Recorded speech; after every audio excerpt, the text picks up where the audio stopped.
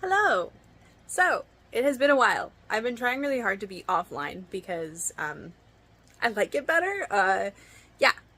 But there's a big thing that is happening right now. So, some of you might know, but I have a heart condition. I was diagnosed when I was like 3 with bicuspid heart valve. So typically somebody will have a tri-leaflet valve. There's 3 valves, they open and close to pump blood, right? So I had just 2 is what it looked like. Apparently now they can see a lot better than they could when I was 30 years ago. I have 3 leaflets, but 2 of them are fused together. So it's not a true bicuspid, but it functions like a bicuspid. So because of this, I had like a weird sounding heartbeat, which is how they found out. They heard the murmur, and then they sent me. I was in Japan at the time because my dad was stationed there, and they sent us to Hawaii actually because they had the equipment. So they could see what was going on, and yeah. Anyway, this basically didn't affect me too much until I was pregnant with my first kid, and I was diagnosed with aortic stenosis. So having this heart condition predisposed me to getting calcification in my arteries. So aortic stenosis is, it calcifies, it stiffens the valve, and it makes it smaller. So it like kind of constricts it, I guess. So the blood is pumping through a smaller space. At that point, it wasn't very bad. It was just bad enough that people were concerned because I was pregnant. When you're pregnant, your blood volume doubles. So when you have a heart condition, it can be a little scarier. So everything went fine. I ended up having 3 pregnancies. All of them went fine. The last one was really scary because they thought my heart condition had progressed to severe. It hadn't quite yet, but it looked like it had on the echo I had because of the amount of blood. But anyway, so everything went fine. I was good. But I had follow-ups every year and then every 6 months, and now my stenosis is to the point it's severe, and when it gets to that point, it kind of just goes downhill from there. And it's like, nobody really knows how fast it gets, but I have been feeling symptoms, and it's not fun.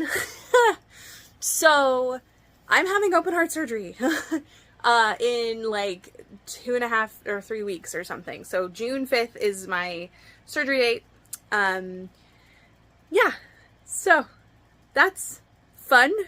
My in-laws are gonna come and stay with us because I can't drive for a month. I can't lift anything above 10 pounds until it's like a 6 to 8 week recovery process. The heart and everything, my surgeon said that after those stitches are in, he's not concerned about it.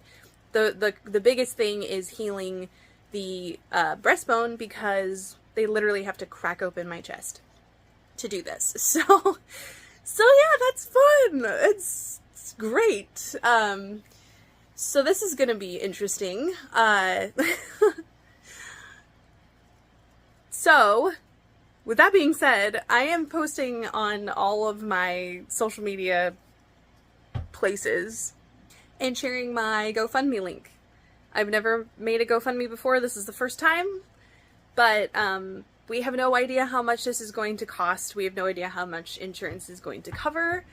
Plus, we already have some medical debt from my MRIs and echo, or the ones I had this year. We're still paying those off. So, as embarrassing as it is, asking for money, I have a, oh, okay, my toddler is messing with my chair.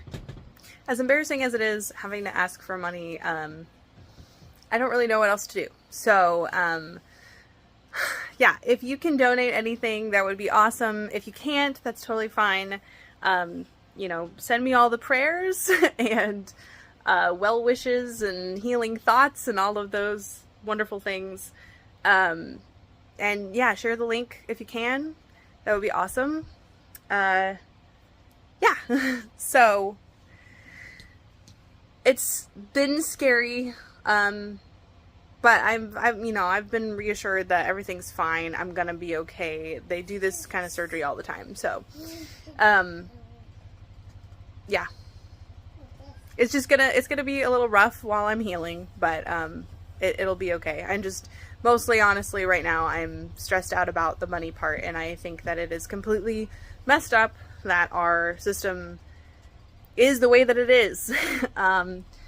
That in order to have something that literally will save my life, I have to like ask people to help us pay these bills. I have filled out with the hospital. There's like a charity care thing. I don't know if we qualify for it or not, but I'm just kind of exploring all my options at the moment. But this will at least help us pay off the medical debt that we already have, before we have to pay who knows how much. It could be like 10,000, it could be up to 100,000. I have no idea how much this is. It's like the range of this surgery is just vast. So yeah, it's very, very frustrating. So for the surgery, what they're going to do is replace my aortic valve with a mechanical valve. And then part of my aorta also has to be replaced because I have an ascending aortic aneurysm. It's not bad enough that by itself they would be doing surgery, but it's bad enough that they're going to take care of it right now instead of having me come back in a few years.